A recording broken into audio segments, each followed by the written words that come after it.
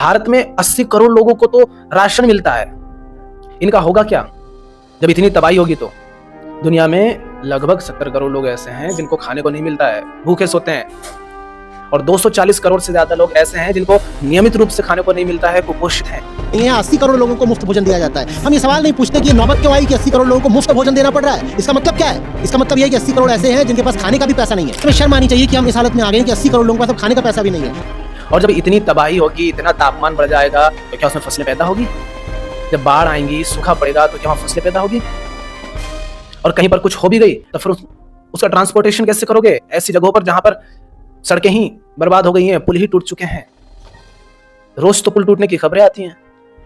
और किसी तरह ट्रांसपोर्टेशन हो भी गया तो वो जो अनाज है, वो जो खाद्य सामग्री है, वो बहुत कम होगी, और खाद्य सामग्री जितनी कम होगी उसकी कीमतें उतनी बढ़ जाएगी। कौन खरीद पाएगा उनको? ये लोग जो अभी खाने का भोजन तक नहीं खरीद पाते, ये क्या उस महंगे अनाज को खरीद लेंगे?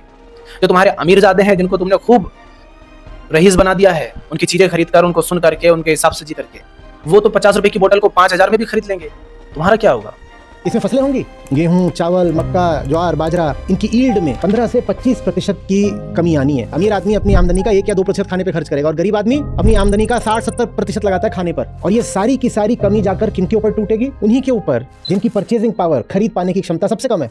लेकिन तुम सुधरने को तैयार नहीं हो।